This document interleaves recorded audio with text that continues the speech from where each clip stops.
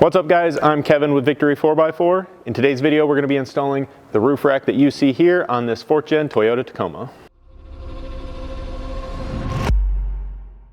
What you see here is pretty much everything you're going to need to get this rack installed. So we've got a bunch of hardware, we've got 4 mounting brackets, which we'll show you a little more in depth later. You've got front and rear fairings, 5 aluminum crossbars, as well as your side rails and these gray accent panels. So we'll start things off by showing you how to get your crossbars bolted into your side rail, which means I'll just consolidate some of this real quick so that we can bring you in a little bit closer. Now all of your extruded aluminum crossbars are the same, so we're just going to show you one here. You can see on one end that we have machined cutouts. That is for sliding in and being able to mount accessory hardware inside of these slots over time. So we just like to make sure that those are facing up and typically to the driver's side, but that is your preference there. So we make sure those are all the same way. And then we'll need our 3/4 long, 1/4 button heads. The one I have here is from our optional black hardware upgrade kit. And with these, we recommend installing a little bit of anti-seize to prevent any corrosion or seizing between dissimilar metals there. So with our anti-seize on there, we can line up the crossbar with the upper slot in the side rail and start threading some of this hardware in. Now you have plenty of adjustability in your slot here to move these around as needed to get all your accessories installed. For now, we're just going to snug these up in roughly the center of this slotted location using a 5/32 hex. From here, you can repeat that process on the remaining 4 crossbars along this side and then do the same with your second side rail. When bolting on your side accent overlays, you're going to be using 1/4 button heads as well. You want to use the more centered holes kind of vertically on the side rail, such as this one and this one here, just to get these two bolted together. The lower mounting holes that you see down here that are a little closer to one another are actually going to be to mount the rack to the roof rack mounting brackets later on up on top of the truck. So just leave those empty for now.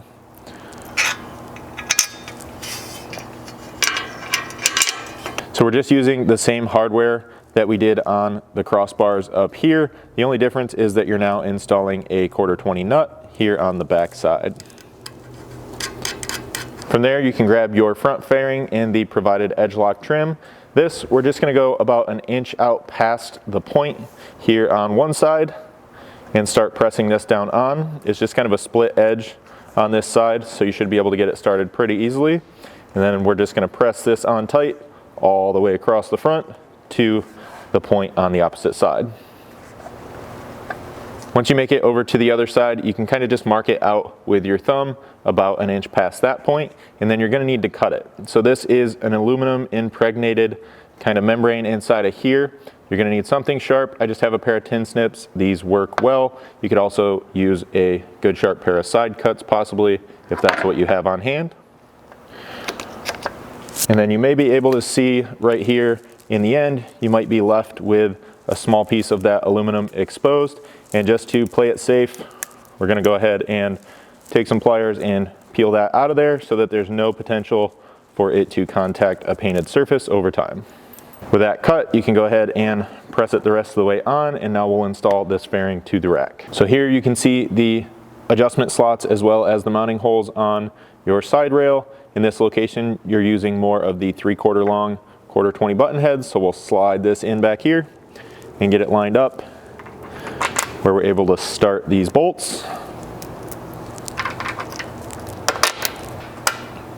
And then just like our accent panels, we'll be using serrated nuts on the inside. Now there's a couple different things you can choose to do at this point. When we place the rack up on the truck and we're getting it lined up with the mounts, you want something to prevent the side rails from contacting the paint, and the front fairing is a great use for that. So if you want to do it that way, you can press this all the way down to the front edge of the slots and just lightly snug it up for now. We will still have to do some adjusting on this later on in the install. You could alternatively, if you want to keep this up out of the way, slide it the other way and then just plan to use a couple microfibers under each end of your rack to keep things safe there. Once you've installed the other side mounting hardware and snugged up your front fairing, you can grab the rear fairing. So the bottom edge of this is going to be non-flanged. You have this folded over flange up top. You'll then take the remaining piece of your edge trim and just cut it into 2 equal pieces.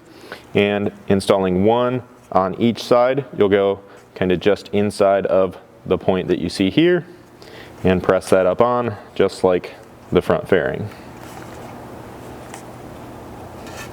This will then install pretty much just like the front fairing. The only real difference is that you're only going to have 2 mounting fasteners out on each end.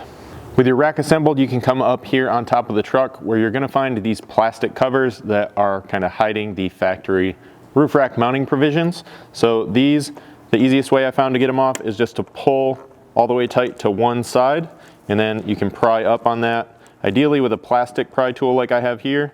Once you get it up high enough that you can kind of hold that with one finger, just press it back the opposite direction, and it seems to pop pretty easily out of its clips. And then that exposes 2 mounting fasteners underneath that we'll use to mount our rack. Once you have those covers removed, you'll find 2 threaded holes that are taped and painted over. You can see some of the paint is peeled on ours. That's just because we had some tape over here. Yours should essentially be one solid color, and you'll kind of have to feel in here to find the essentially soft spot in the tape, which will be covering each of the holes, and then trim that out using something along the lines of an X-Acto knife.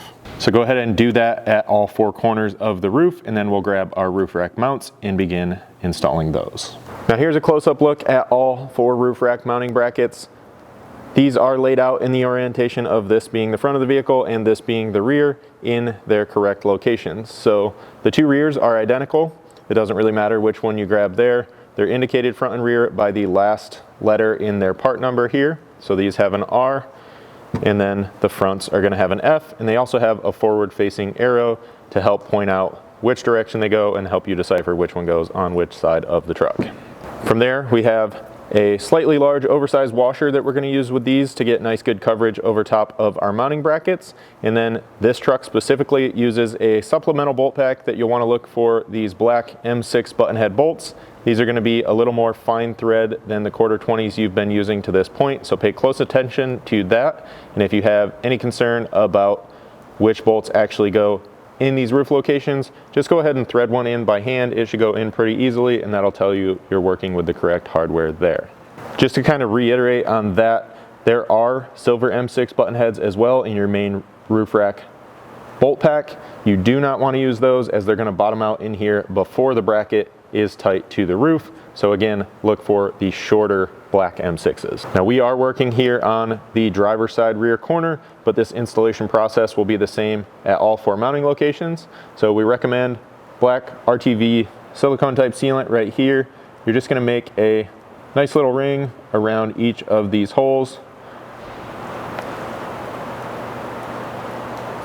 like so.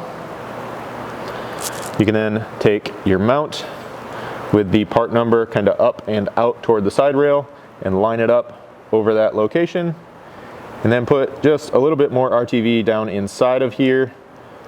You don't want to make a huge mess, but you do want your bolt to have to pass through that to create a nice seal here when getting everything installed. Then just take your bolt with the washer already on it here and thread these in, just starting them by hand. And then you'll need a 4mm hex to run these in just a little bit further. And just before you tighten these all the way up, you just want to take a look at each edge of your bracket and make sure that none of this bracket is contacting any of the painted surface. It should be relatively centered in this channel, and then go ahead and snug these up.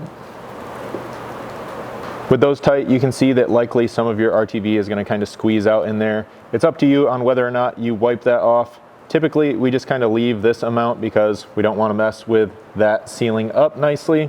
And it's all pretty well hidden once the rack is installed up here. Alternatively, if you decide to wipe all this off, there's a good chance with looking at things that you could actually trim those black plastic cover pieces and get them to snap back in here. But we haven't tried that at this point at the time we're filming this on this brand new truck.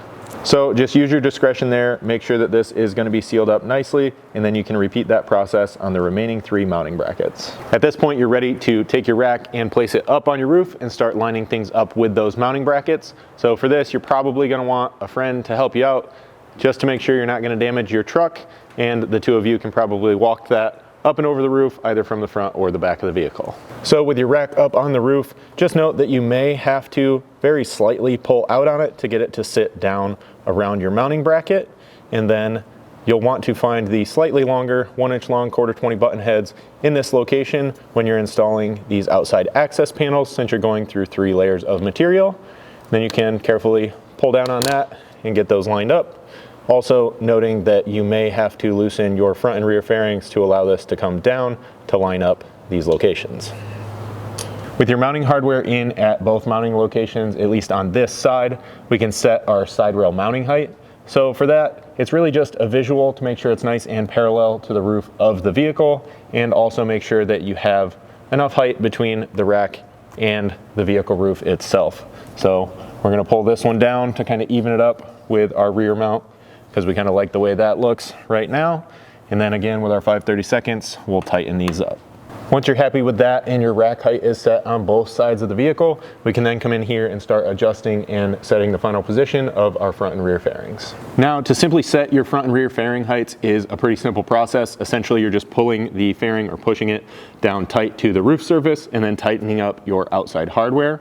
However, what we stress and recommend that you do before that final step is actually install some paint protection film. I have a roll here that's about 2 inches wide. You can really use whatever you prefer, because you're just going to pick this up online somewhere. This stuff is from 3M, but there's multiple brands and variations of this available. So use whichever one you like. There's a couple different ways you can go about this. Some guys like to use a thinner one and get it just right under the edge of this trim along the bottom edge of the fairing. You could additionally, on this truck particularly, looking at it, do a 3 to 4 inch strip just all the way across the front, and the only seam you would see would be right out here at the edges of your painted surface. And like I said, I like to use this approximately 2-inch wide stuff because it gives you a nice range to be able to adjust this at the end. Now, to give you a little overview on how to get this stuff installed so you know what you're in for there, we usually just take some blue painter's tape and follow along the front edge of the fairing. Once you have it about where you think its final position is going to be, I like to go just 3/8 to a 1/2 inch in front of that, so we give ourselves a little wiggle room, and we'll just follow that all the way across. Once you have that in place, I like to make a mark out on each end just past where the trim kind of stops contacting the roof. On this one, that seems to be about where the tape met the paint, so I didn't really need much of a mark here. And then we'll take the front 2 bolts out of each side of the fairing, allowing us to flip it back up and out of the way carefully, giving us access to this painted roof. Alternatively, if you wanted to, you could completely remove this for this step. From here, you want to clean up your roof surface, get it free of any dirt, debris, residue, so that nothing's down under that paint protection film when you put it in place. So we like to use either alcohol prep pads here or just some decent glass cleaner, again, that is residue free. And we'll give this a nice wipe and then make sure that it's dry before we try to apply that film. When applying the film, just keep in mind that it is going to stretch a little bit as you're pressing it down on. We're just using a vinyl applicator for this part of the process, and keeping that in mind, if you cut it to length ahead of time, you're probably still going to wind up with just a little excess at the end. From there, you're just putting it on a lot like a vinyl graphic or a sticker. Starting with one end, I've just got a small lead that hangs, and I'll put it on the edge of my tape or your marked out section over here. And then just slowly work it across with that applicator.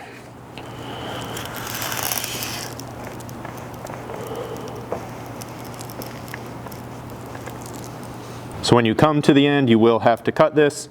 A good sharp pair of scissors works really well as long as you still have the white backer to trim along with. So we'll make our cut in here. And with that trimmed up, just finish pressing that down onto the roof. And then we can come back through and peel this blue tape out of here. So you will want to repeat that process under the edge trim on your rear fairing as well. And then we can flip this back down and reinstall the outside mounting hardware. At that point, you can now press this down tight to your roof and tighten it in place.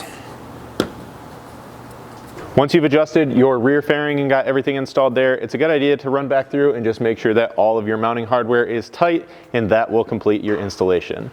Now, as always, if you guys have any questions at all about this product or anything else we offer here at Victory 4x4, please don't hesitate to reach out to us. You can always email us at info@victory4x4.com or just call us at 269-459-8447.